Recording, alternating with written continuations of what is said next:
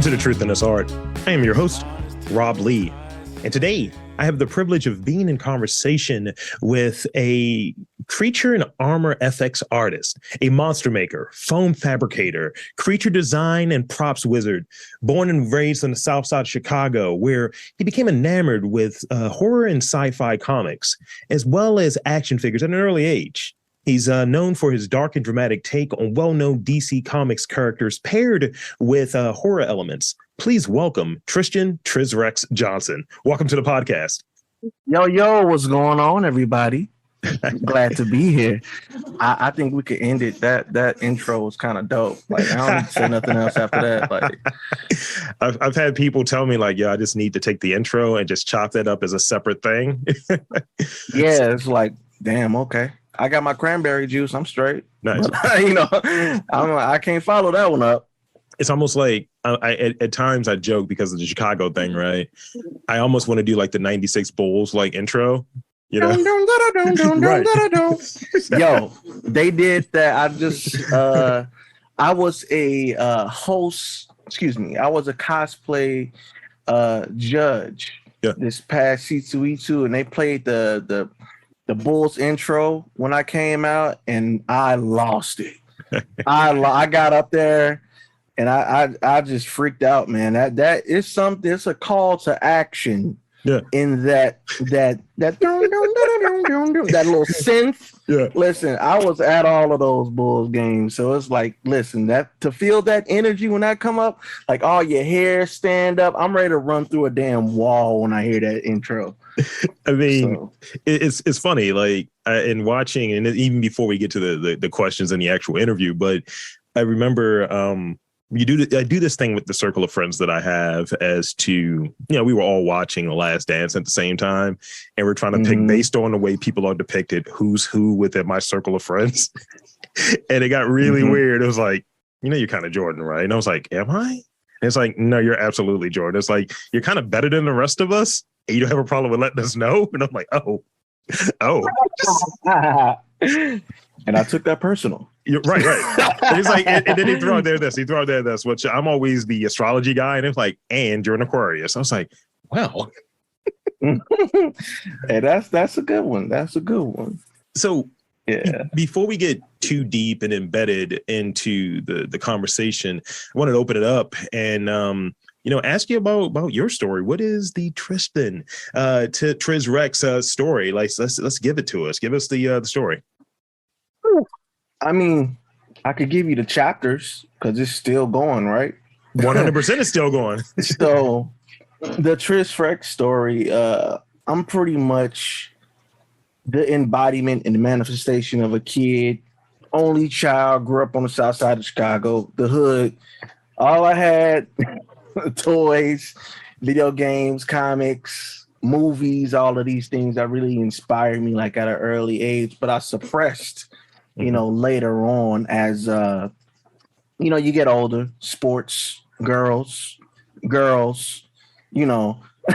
certain things you kind of like want to keep to yourself as you get older, especially, growing up in the hood, you want to have a certain, you want to be seen in a certain light. So certain things that you would kind of put to the back burner.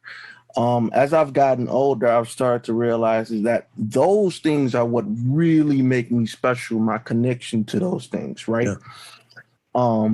And just fast forward to, mid-20s, I was just got a promotion, just got engaged, all this other stuff, identity changing. I'm being looked at differently throughout, in the world of things. And I really needed that release as far as, that artistic and creative release.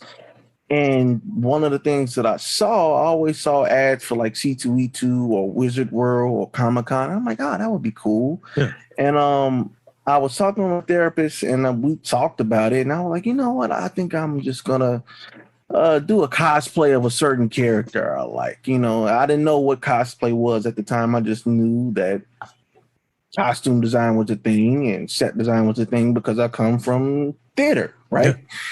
Yeah. So I approached that as a therapy, and it turned into something that I'm really passionate about because I'm able to express myself in ways that I'm not normally able to.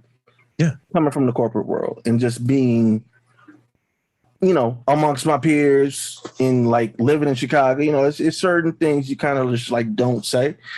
But as a cosplayer and as a costume designer, you could say all of those things. Yeah. Unapologetically, right?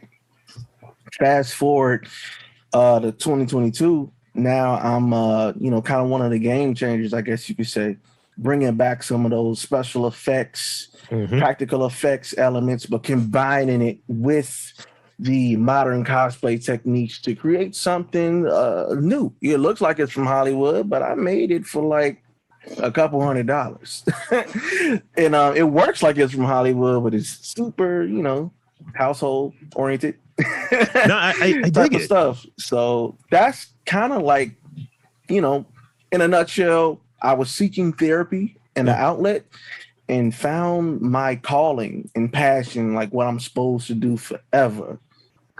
Like I know that. I'm that confident. I'm that confident that this is what I'm supposed to do forever. That's great. Yeah. And I think being able to, channel, like, having this period where, I was in therapy and I remember, talking about like presenting who, having that protective, that armor, if you will, right? I'm a 6'4", 300-pound black man. I can't just be like, yo, you watched that anime the other day, homie? It's like, nah, did you, whatever the thing is, right? There's a certain role that you're cast that you didn't pick, that you didn't audition for. So to your point of earlier about there's certain things you can't talk about and say. And, as a person that is a critical thinker and that's into pop culture and that is into comics and all of these different things, I definitely relate to what you're describing there of you can't be out there in the hood and like, yo, I just collected this like rare RoboCop figure. And it's like, shut up.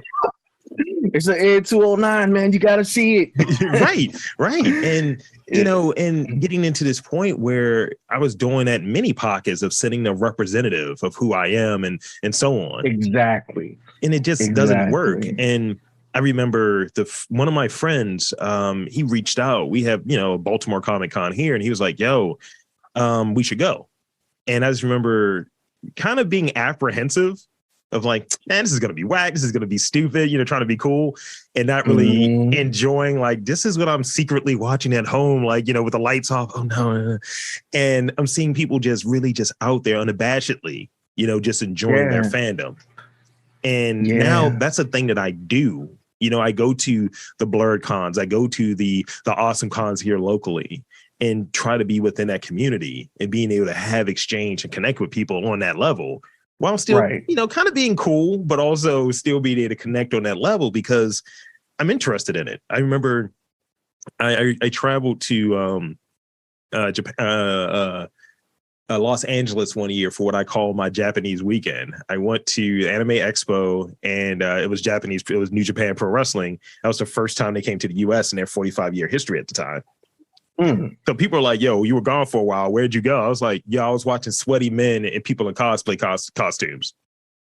And they were like, what are you talking about? I was like, oh, yeah, I was just enjoying myself in California. I was having the time of my life. Yeah. So what was your first experience, let's say with creatures, monsters, or what have you? Was it, you saw maybe somebody with a really cool costume? Did you see something in a movie? What was that like seminal experience for you? That's a really good question. And it's something that I've been getting asked a lot, right? And I kind of boil it down to these two specific scenes. So one, pretty much going to be the obvious, right? Because if you've seen my page, my recent work, but in the film Aliens of 1986, the scene where Ripley is rescuing Newt and she get out, she thinks she has a clear pathway, but she looks down and she notices that she's in an alien hive. Yeah. That scene where the queen is like in her like ovipositor, and you see her head come out. Yeah. And the camera pans to a wide angle, and you see how massive she is, and her head comes out, and she signals to her like left and her right, and they got like guard aliens. That was some of the most enamoring stuff I've ever seen. Yeah. Why? Because I never saw anything like that specific creature. Yeah. You know, like there's not anything else I could point to that looks like that queen xenomorph. Yeah. And I was just like, I was freaked out. I was enamored. I wanted to know more. And I was just like in a state of shock. One, I just didn't know, like, you know, I didn't know like you could make monsters or puppets that big. Yeah. So it was really cool to see. And I was tiny. And the second one, Jurassic Park. It was when the Rexy broke out of the electric fence. Yeah. The build up for that, seeing a cup of water shake, seeing the goat get eaten. But when she broke out of that fence, yeah. That's a level of fear and mystery that I chase and I try to recreate.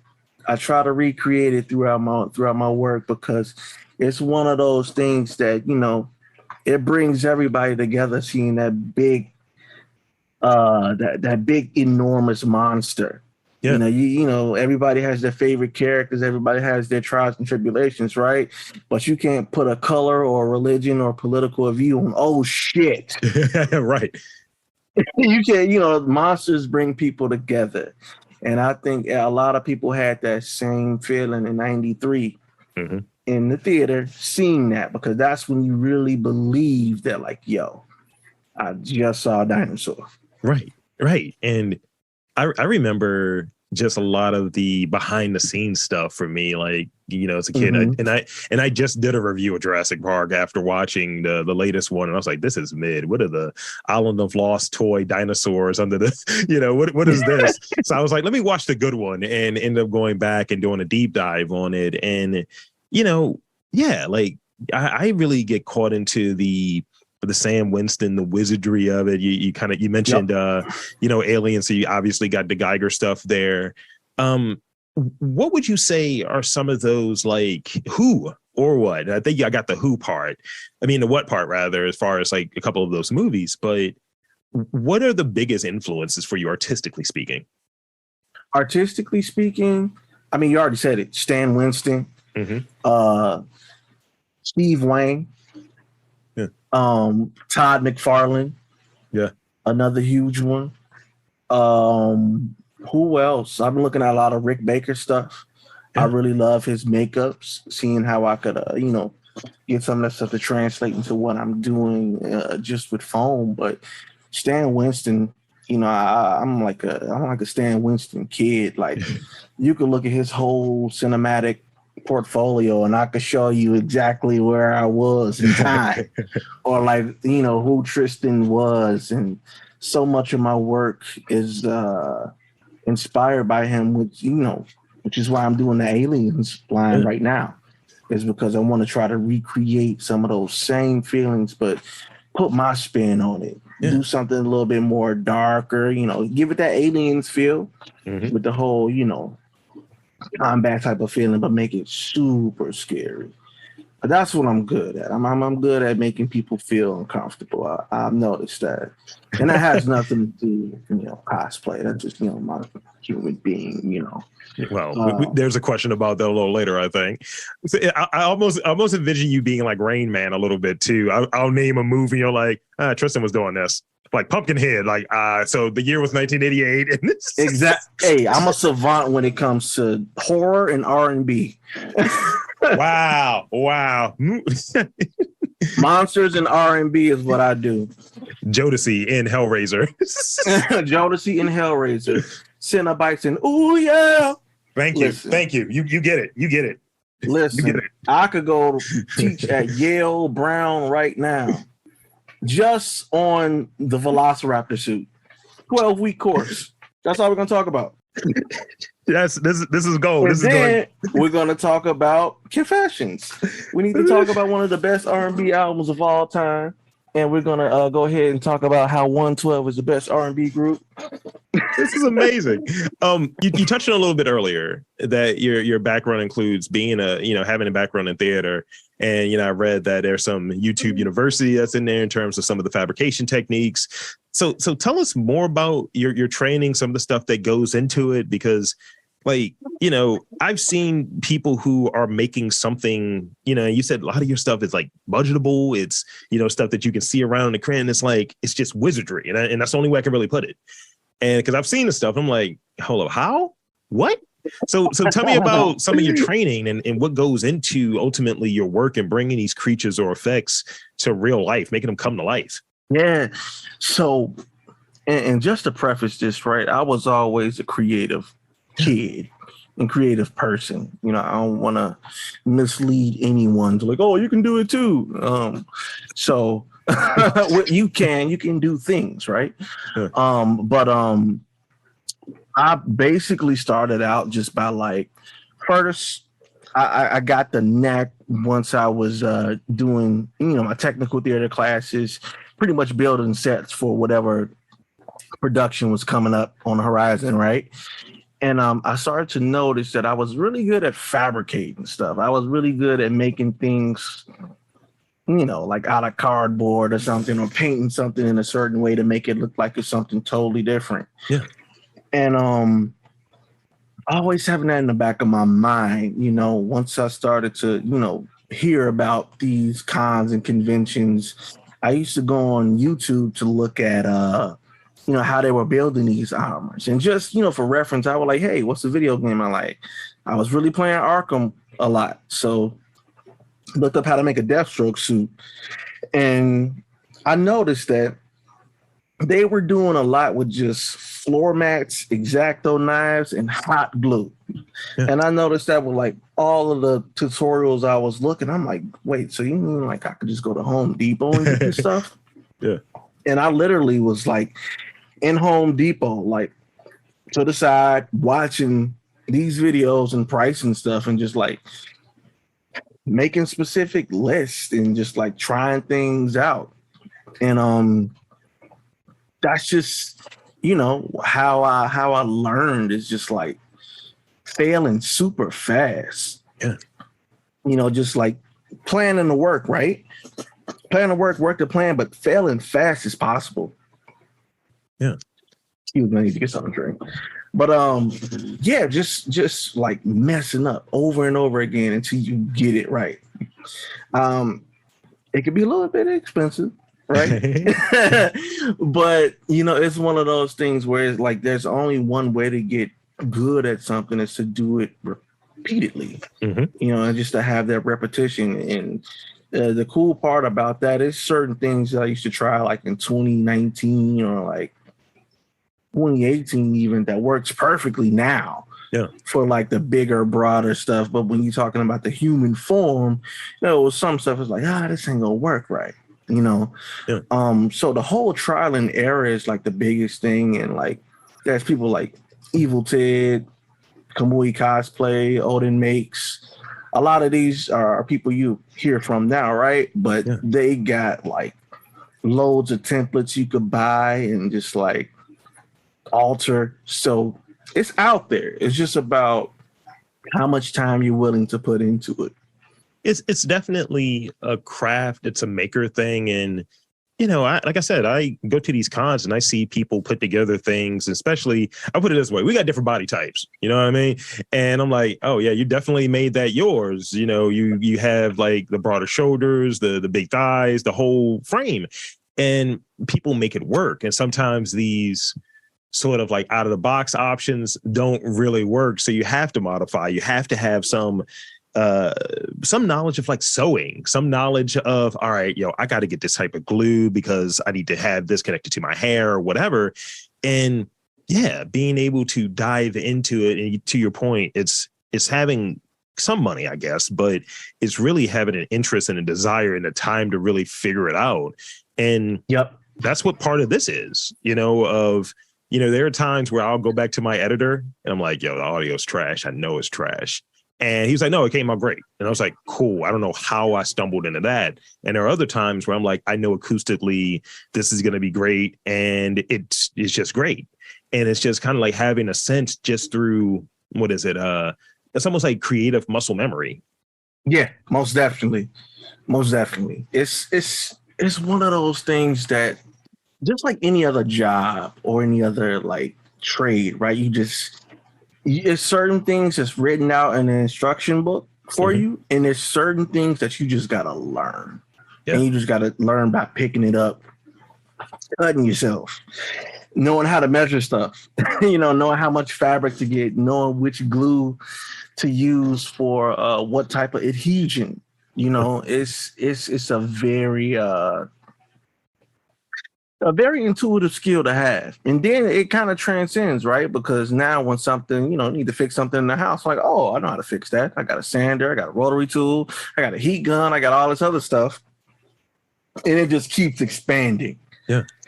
So it's a really cool knack to have. And just like, with the budget thing, right? You could give somebody millions of dollars and, they might not make anything with it. Yeah. Depending on the right person, you give them a couple million and next thing you know, it's something totally different. So it's about the mind and of that person. Yeah. And, just what they want to do. Because execution is key. And especially when it comes to what I do. 100%. Execution is like, if you can't execute, don't even try it.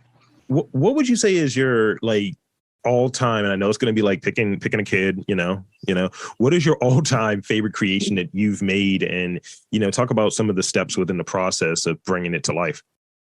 Yeah, oh man, I know. It's hard. That changes because I'm gonna be honest with you. My latest, the alien, the Royal Guard alien. That whole little line of creatures, like the face hugger, overmorph, chest burster. And I think, I want to say, if I had to one, right? Yeah. The Royal Guard. He's 12 foot, 15 feet long. Jeez. He's pretty much the creature I've been waiting to build since I saw that Queen alien, right? A lot of that was just me being like, there was a sense of freedom I felt because in the DC line, in that portfolio, you saw a lot of anthropomorphic characters, right? Like half man, half bat, half man, half anglerfish, and then you had Scarecrow and you had this other dude, Atrocitus, which was pretty much like the devil almost, right? So this was my first time really being able to break out of the human form and just say, screw it. None of that. No, we're going to do this old school style with PVC pipes and a crap load of foam. And we're going to learn some new techniques as far as how to make things move without you being in it and being in it. So it's like a suit and a puppet. So this is like a new form of freedom, which is why it's my favorite. Not necessarily, okay, looks, everything else, yes, it's great. Chef's kiss, right? But this was I did all of that other DC work and everything else was to create this.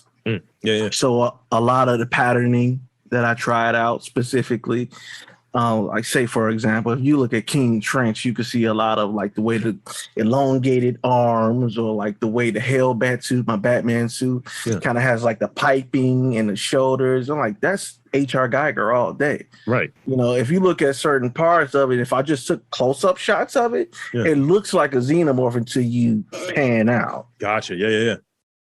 So a lot of that stuff I've been, aspects of the Royal Guard alien I've just been gearing up to for years now. So it's a hard question because I really love Lord Atrocitus of the DC line too. Yeah. The big bad 7-foot villain I did there.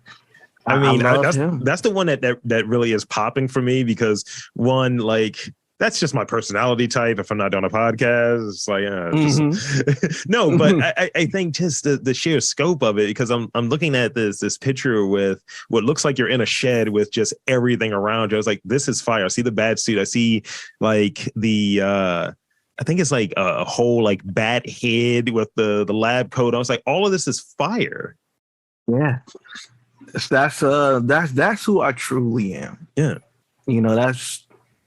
those characters are depictions of me throughout a certain time. Yeah. They're like wearable journals. And I love them so much where it is like you said, it's picking kids, literally.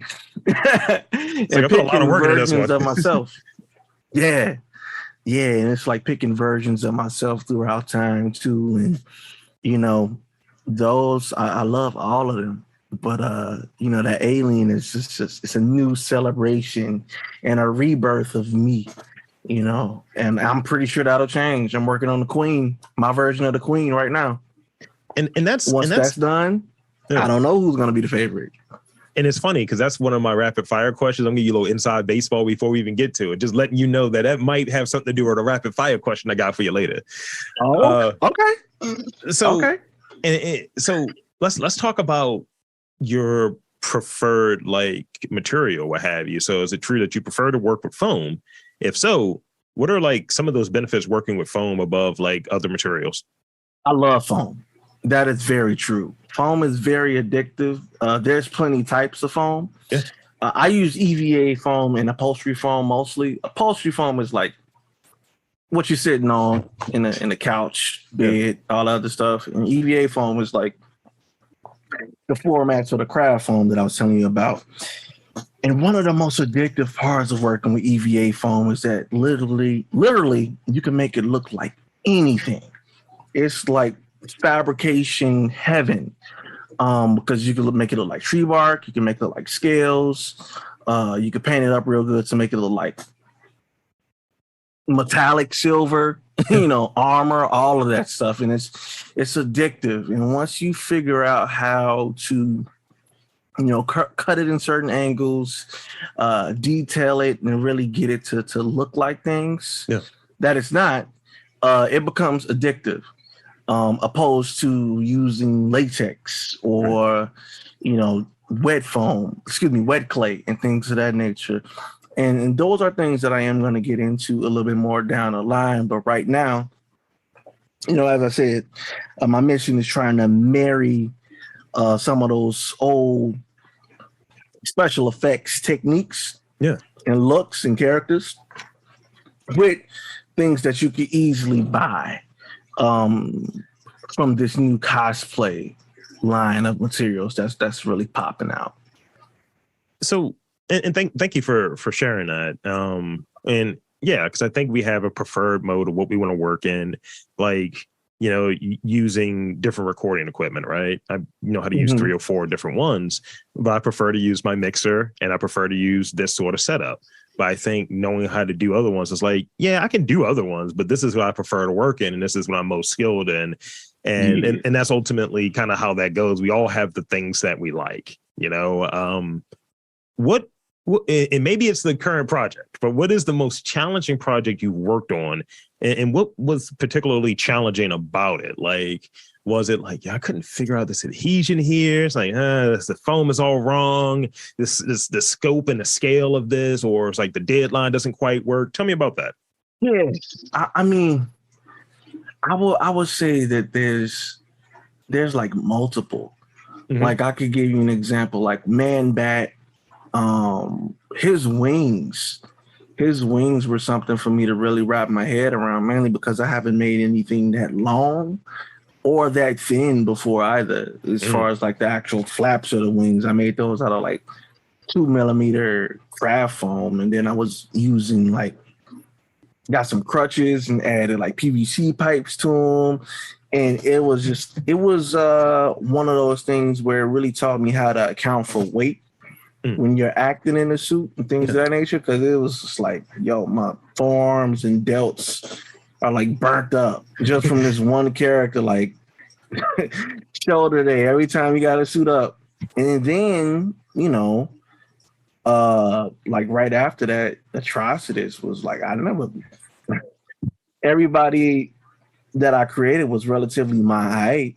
Yeah. Or, I could get away with it in platforms, but that was my first time like actually adding to platforms and kind of like modding things of that nature and just like moving totally different and like overcompensating certain movements that you think like, oh, I'm probably doing too much, but to the outside, it looks just right. Mm-hmm. It's just like those big, larger than life characters. And I would say without doing those two, the alien wouldn't be what it is. Right. Because I had to bump my head up against that wall for some time.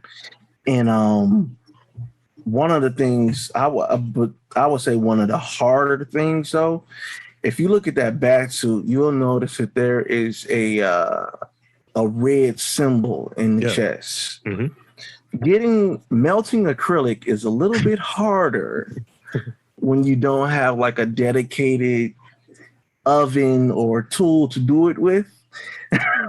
And cutting it the right shapes is a little bit harder if you don't have like the dedicated stuff. So that was one of the ones where it took me about like 4 times to actually get it right. Wow. And let me tell you this, acrylic sheets add up very quickly.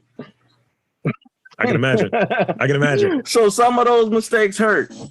So how tall are you? I'm only 5'11". I'm not tall at all. Oh, got it. Because I'm trying to, I don't have the scope. Like people think I'm short. And then when they see me in person, say, oh, you're a monster person. I was like, that language, Yeah, I'm not the tallest guy.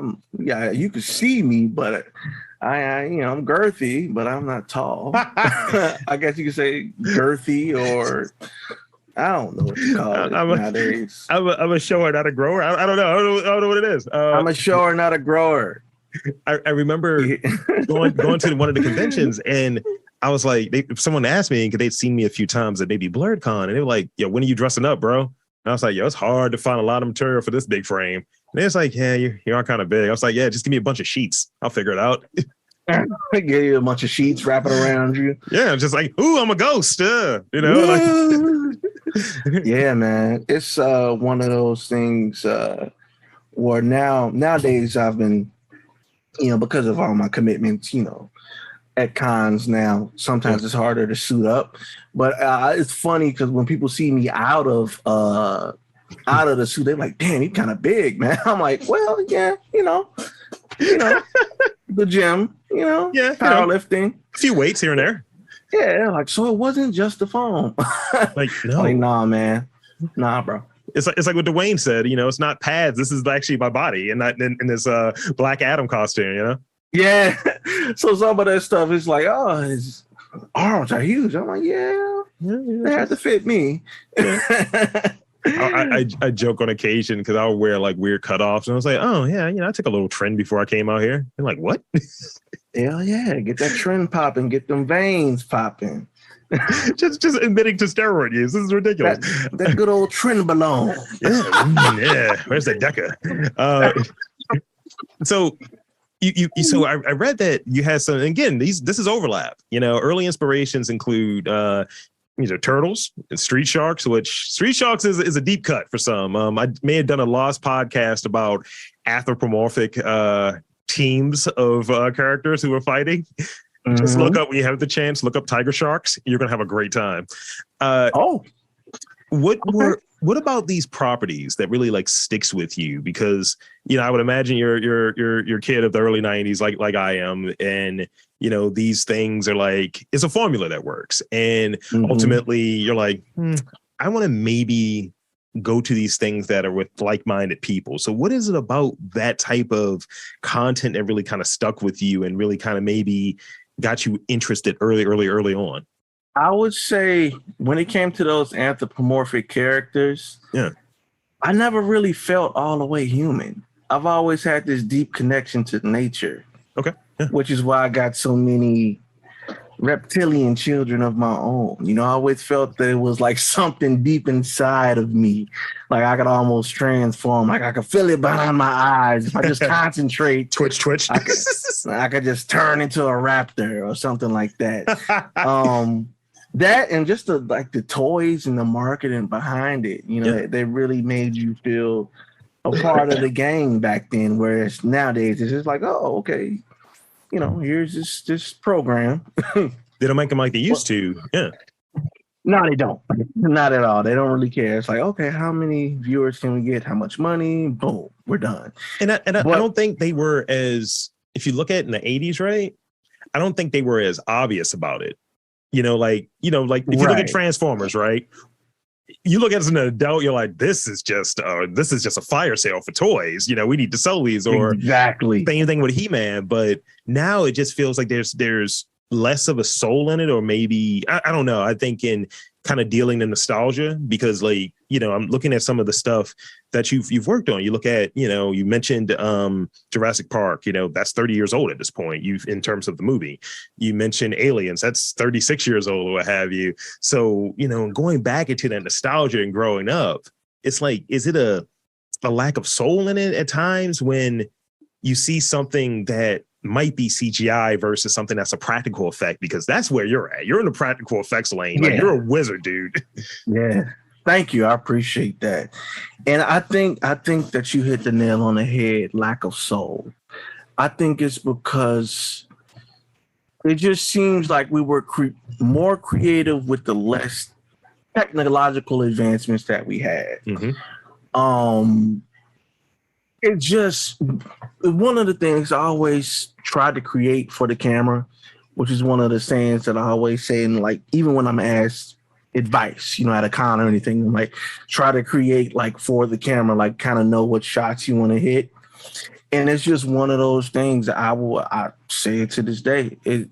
Shooting certain creatures, certain armors and all this other stuff, it just hits different when it's actually in the camera. Yeah. When it's actually in the camera, it's undeniable. I did some test shots the other night with one of the characters for this little Halloween special. It's like there's no way in hell they can make this CGI.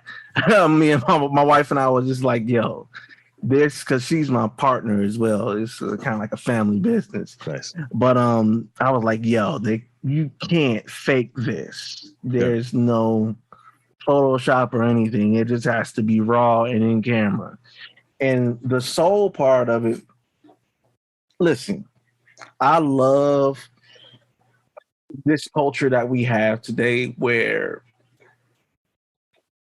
the geeks, or whatever you want to call us, are the popular.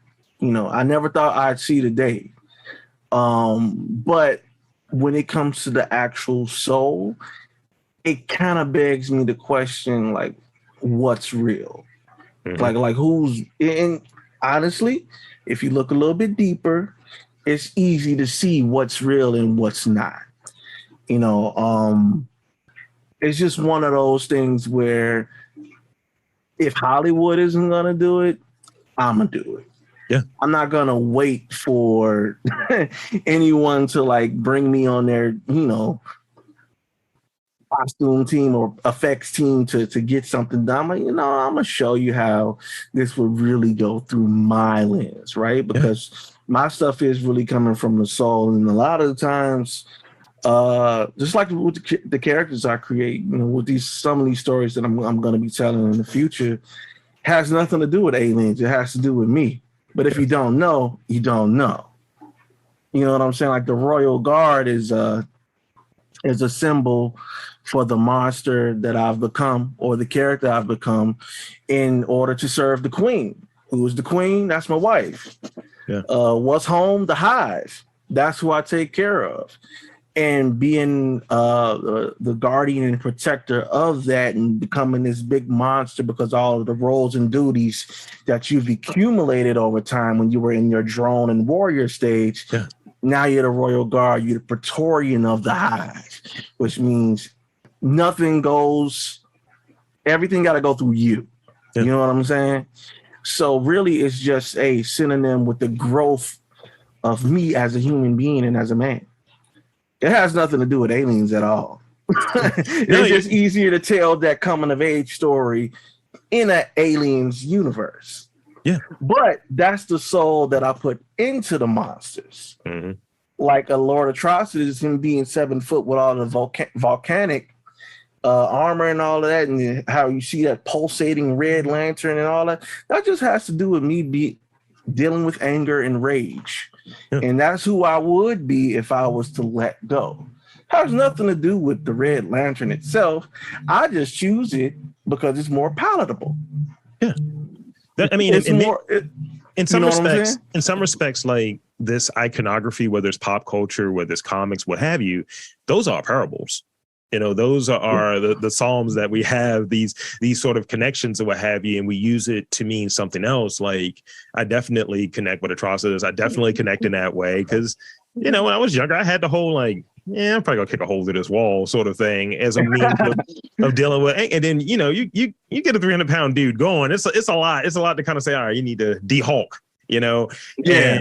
And that's the thing. Or what I feel like I relate to most is Marv from Sin City. You know, it's like that's more of where I'm at or what have you. It's just like, you know, if we start looking at characters and what they represent as maybe facets of who we are from a personality standpoint, that's how people cope. That's how, you know, it's like, oh, I see myself in this person or what have you.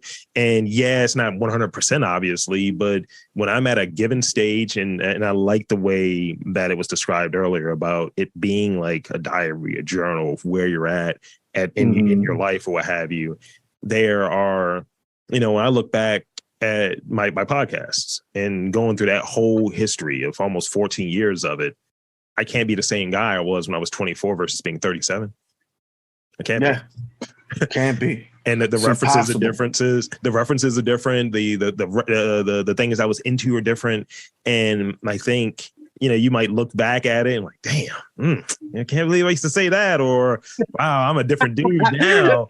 Or that wasn't the most evolved way of thinking. And yeah, I mean, it's really interesting, and it's a vulnerability there too. So, you know, big shout out to you in that regard of really putting yourself out there and taking that sort of chance and having that courageousness and that courage to create. Because, you know, that's the thing, especially when it's coming from the soul in that way, you know? It's very vulnerable. It's thank you. I appreciate that. And it's very vulnerable. You know, you say sure, not a grower. It's like that. This is me being butt naked on stage. Like with each creation, this is like all my hopes, my dreams, how I'm feeling. Yeah. And they're just, you know, wearable journals is kind of what I coined them as. And it will be fun to see like maybe like 5-6 years from now. Like if I recreated some of these characters, they probably look totally different. Mm-hmm. I'm waiting, like you said, with the growth. I'm waiting for the book. I'm waiting for the book with the images and the journal entry. That's the natural thing I see you doing. Oh yeah, there's gonna be some more visual stuff too. Yeah. So here's the last real question I have for you before I get to those rapid fire ones, which I've been adding to as we've been talking.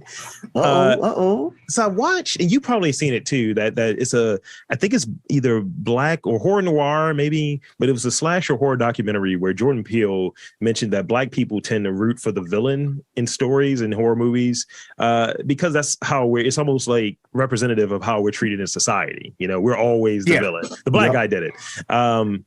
What are your thoughts on embracing the villain in a story? Because, you know, most of your guys, they're dark, they're horror characters, they're the villains. So tell me about that. Who said they were the villains? Somebody. Somebody wrote them as villain. I don't see.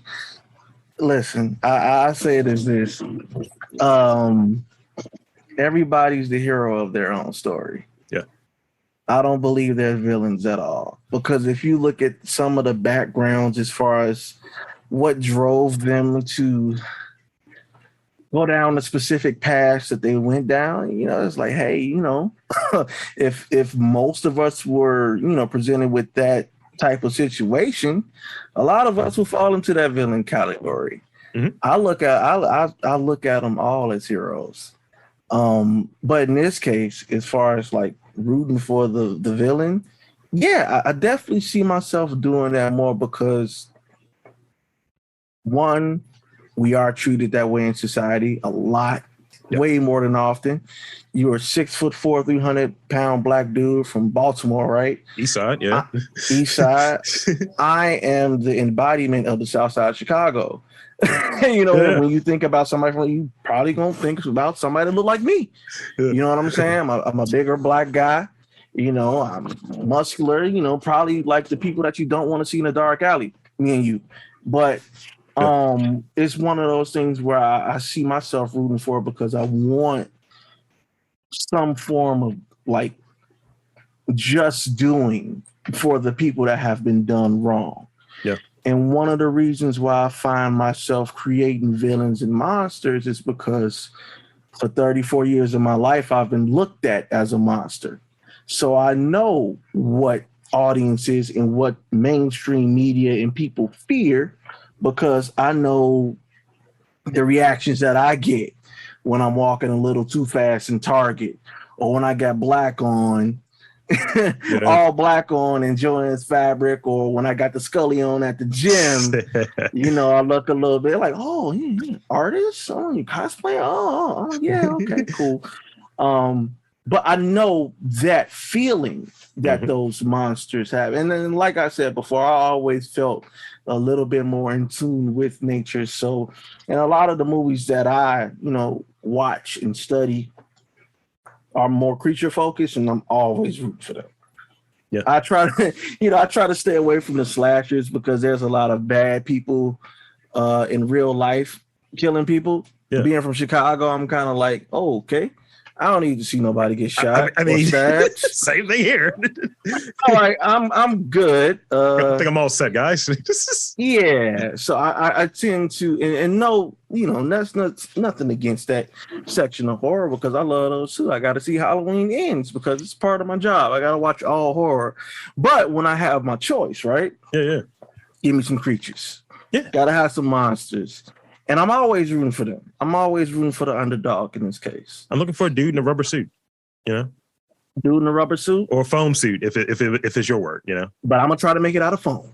Yeah. So. But yes, I definitely agree. That was a long answer and long way to say yes. No, I appreciate it because it's, we don't do short answers here. We're about to do short answers, but we don't generally do short answers in the real part. We like to get the real answer, and that is the real answer. I 100% agree. And yeah, so I've added like 4 rapid fire questions. So Let's go. I got like 8 rapid fire questions for you. Brevity is key here. Don't overthink it. All right. I got you. What's a monster movie design, like a creature design that you would want to have a crack at, like a major movie that you're like, I could do that better? Better or want to add to? Whatever your interpretation is. Like you just want to crack at. And you're like, you know what? I wish I did that.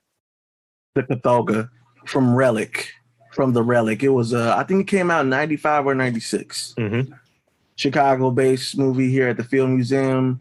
Super dope. I love the design. I love the design. It was so different.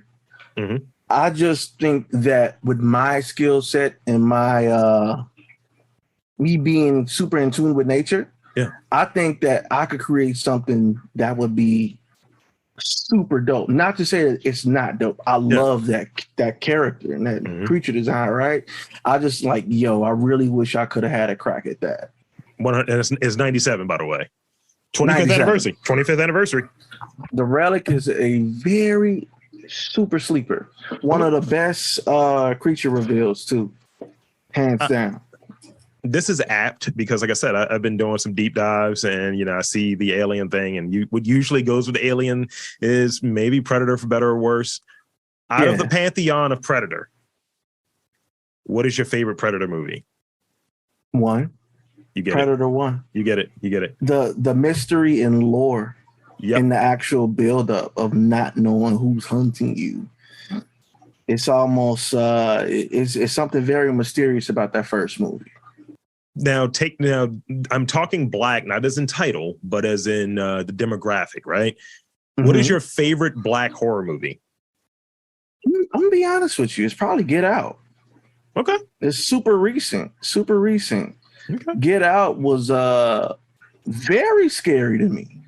Very scary to me. And one of the things that freaked me out the most is the one scene where they had everybody over at the house and he was getting all of the compliments and they was speaking about him as if he weren't there. Yeah.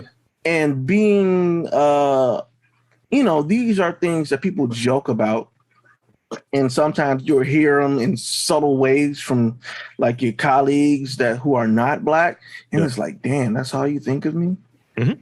You know what I'm saying? And it was very scary. Very scary.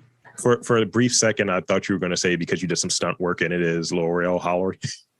No. Shot down. No. Shot down. I mean, for me, it goes a little further back.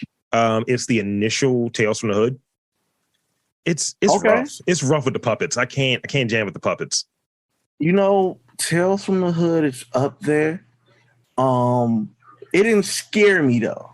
Now, granted, I saw it when I was 10. So that's the thing. I saw it when I was 10. So, it's that first time you're like, ugh. When they jump out the painting, I was like, I get it. Yeah, it's like, nah, I get it. I'm all set. It hits a little bit different when they look like you too. Yeah.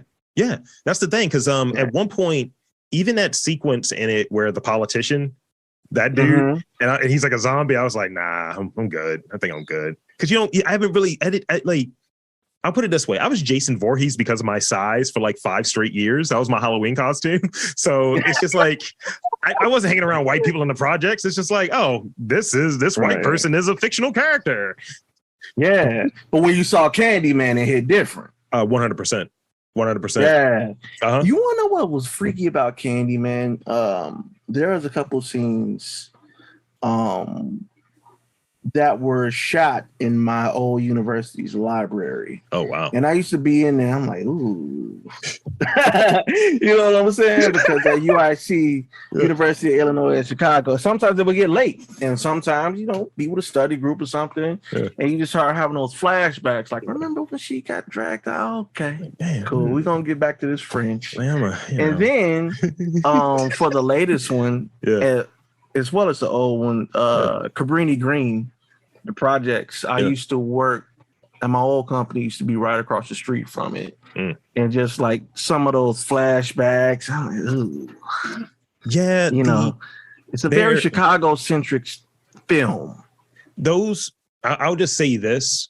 Those movies, because I'm about to do a screening, as we're talking, I'm going to do a screening around this time of the most recent one. And I was struggling between it because I did a review on the original, and I was like, the most recent one definitely pings on that art button a bit more.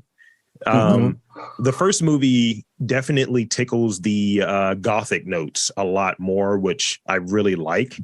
Like, this is a tragic figure. It feels like it's a gothic story. Like, oh, this works in this way.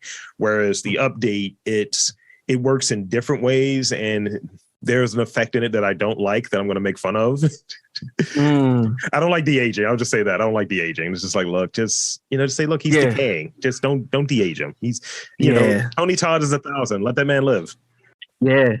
One of the things that I was really able to appreciate in this later one is the use of Cabrini Green as a character. Because if you're from Chicago, you know exactly what that project and what those buildings actually represented. And you also know the aftermath of it as well. So a lot of talks of the gentrification, things of that nature. I liked how it was used as a bigger character than just the first one. So and that might be some stuff that you might have to holler at me about, like after, like, hey, why did they? I'm like, oh, I could tell you that. See, first of all, take off the glasses because I've seen some things, See, I think eventually when I do the actual movie review, that's the movie review you're going to be on. That's the one that's going to happen. Definitely have me on for that one. Let's see. I got 4 more. I mean, 4 more I want to knock out. Favorite Halloween candy? Taffy apples. Okay. I'm going to save the very controversial one for later. Scariest movie you've seen in the last 5 years, and technically Get Out is in there, but let's exclude Get Out from this scenario. I'm not really. I don't really get scared. I don't know if I can answer this question. Or surprising. maybe surprising. I'm not really surprised either. Okay. I'm not. Listen, it takes a lot to move me. Okay. Mainly because being in this realm, in this industry, I consume and I see and I create so much. I'm like, this is gonna take a lot to scare me. This next question is gonna be really funny, then. All right. Have you ever been scared by one of your own creations? Have I ever? You're like, damn, I did a good job on that. Yeah. Like, oh, snap. Yeah. Atrocity. I'm gonna be honest with you. Atrocity took some getting used to. 7 feet, the girthiness, the eyes lighting up. Yo, listen, my boy, he came over. We were doing some stuff. I think he was just in the studio with me. He was like, I can't look at him for too long. And I was like, I got it. And I know what it is. It's the high cheekbones and the eyes and the teeth. And he takes some time to get used to. And just such a menacing figure. I really hit the nail on the head with that. When I brought him to C2E2, he was little kids they didn't like him. I'll say at one point when the pandemic first started, right, I have this airsoft Oni mask. It's got the big teeth, the bugged out eyes. And I was just wearing it in a very white friendly area. And I was like, this is my mask. And then someone just sees me walk up, just all, they're like, oh shit. It's like, nah. In a big Oni mask. It's like, yo, who's this? Who's this large golem? Right. So here's the last one. Kind of a two-part, and it's gonna sound a little similar to one of the early ones, but this is not necessarily one I think you would want to do, but one that you would want to see done in a practical way. So, okay, is CGI cheating? And if so, which CGI monster would you want to see done over as a practical effect? Ooh, yeah. All right. Okay, so first to answer, CGI is not cheating. Mm-hmm. It is to supplement the art. It could be overused at times. I think it's best used when it's paired with practical. Jurassic Park in '93 proved that. Mm-hmm. My favorite movie pretty much changed everything. Stranger Things did it recently too with the freaking yeah. And that was a really good combination of the two. A really good combination of the two. Now the second half of that question, is there a CGI character that I think will be done better practically, right? Yeah.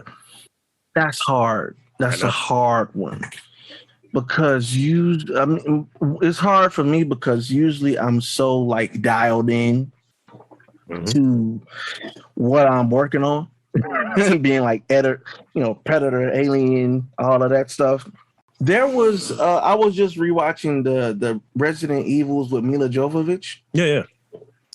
There was a couple scenes with the liquor. Not saying that they could have did the whole entire thing, but I'm like, yo, if they would have shot that one scene using practical, even if it's just like the front torso of it, it could have been made. It could have hit way harder as far as like believability, because sometimes, in that early 2000s, man, we got some really whack CGI back then, but it was dope for the time. Yeah. There was a couple things and a couple of really, I only cared about it because I'm a huge Resident Evil fan. Yeah. So I'm not even going to talk about like the recent stuff they've been putting out. Because if that's the case, all of that should be done practically. And I could do it for the low. So holler at me, Capcom and all Netflix. It was good. Netflix, I could do it for real. But yeah, there was a scene with the liquor. Yeah. I think it was either the second or third movie. It was the one with Mike Epps in it. Might have been the third movie, because that's when they introduced Nemesis. Mm-hmm. But there was a couple things that I saw. I'm like, you know what? I could do that practically and shoot that and make it look better. So that's one of the things. And plus, it's just as a Resident Evil fan, it's just like, now that I do what I do, it's like, hey, we got to put some respect on these creatures, because you want to see the needle pushed in a way that if like I have a yokai tattoo. I have like I have a foo dog. I have like an oni. I got some wild Japanese tattoos or what have you. And it's one of those things where if we're starting to see more and more these things that could be done in a way, like I'll put it this way: when I watch Shang-Chi and that foo dog pops out, I was like, yeah, I like lost my mind. I was like, let's go about a CGI foo dog. And if it was a practical effect, I don't know how they would do it or what have you, but just because of my knowledge base, but yes, give me all of it. Give me all of it. So it's like, I want to see these things that, it doesn't feel like it's a video game, because I agree. I don't think it's cheating either, but I think, to your point, it is overused in instances. And barbershop conversations always go back to 2002. So we're 20 years removed. And you're talking about those 2000 CGI. I just remember watching Blade, and it's a bad fight, and it's all CGI, and it's kind of cheap because everyone is wearing black and it's shot at night. And I was like, this is a shortcut. I was like, it's fine. Yeah, I'm sure there's talent and all of that attached to it. And I'm not legislating that, but I'm like, you guys didn't need to use that here. You could have just did some choreography. Get back to filmmaking versus, the digital component. Yeah. That's one of the things that I've really been watching for and studying. Like, the only way, in this case, just making it, plausible in this case to use CGI, is if I physically can't make a puppet or a actor do it, or safely make a puppet or an actor do it, because there's a lot of camera tricks that in different ways of editing to pull things off. Like, for example, the scene in Aliens when they're in the med bay room, and Hicks looks, they see them coming closer on the monitor, and Hicks goes up and he looks underneath the air vent and he sees them crawling upside down. Well, they were really crawling on all fours. They just flipped it and shot it. But once you see it, it looks like, so it's like the less, kind of going back to what I said, it's like the less technology we had, the more creative we were forced to be. And I think it's just one of those things where it's like, now you can see that, like, yo, we're going to write this big budget CGI blockbuster. And it's like, no, stop. That's why I don't believe you. That's why we don't believe you, like, at all. It takes me out of so many movies. That's why people, that are these older filmmakers, they get in their old man hat, like, they're not making movies. And, there is like at times the over reliance on it. And I think the way that you described it, if you're able to use that sort of filmmaker approach, do some camera tricks, because, you start looking at stuff from like back in the day, like, looking at old Hitchcock, you see camera tricks, you see different types of shots to get a certain feel and a certain reaction. And I'll leave on this before we hit this wrap up. But, it's one movie that I dug a lot that actually elicited a response because it keyed in on one of the things that I can't jam with. It's scope and size. When something is a lot bigger than me, I can't deal. It's this movie called Underwater. And I already know the scene. Yeah. I'm like, I already know the scene. I was like, I think I'm all good. I think I'm good here, guys. Yeah. That, and that was a sleeper film too. Yeah, I love that joint. But for 2020, I don't think. Obviously, we know what happened coming up to 2020, right? But I don't even remember seeing too much marketing for the film. No, it wasn't. I heard about it doing a live on Instagram, and then I did some research on it and watched it on HBO Max. But yeah, that I already know what you're talking about. I don't want to spoil it for anybody who hasn't seen it. Yeah. But if you are afraid of things that are much bigger than you, there's a couple sequences that you're just not gonna like. Like straight up. I loved it. I love things that are bigger than me and are scary. That's how I make my money on the side. And hey, that's how I make my money. The bigger the better. But I understand where size could like really freak you out. Yeah. It was great though. The way that I make my money on the side is talking to super interesting individuals such as yourself. So I want to thank you for being on this podcast with me this evening. And I want to invite and encourage you to tell the fine folks where to check you out, your work, social media, all of that great stuff. The floor is yours. For sure. I am TrisRex, Tristian TrisRex Johnson. Thank you all for having me. I appreciate it. You can find me on all social media under TrisRex or TrisRex Studio. So there you have it, folks. I want to again thank TrisRex, Tristian Johnson, for coming onto the podcast. And I'm Rob Lee saying there's art, scary things, spooky foam in and around your neck of the woods from really talented people. You just got to look for it.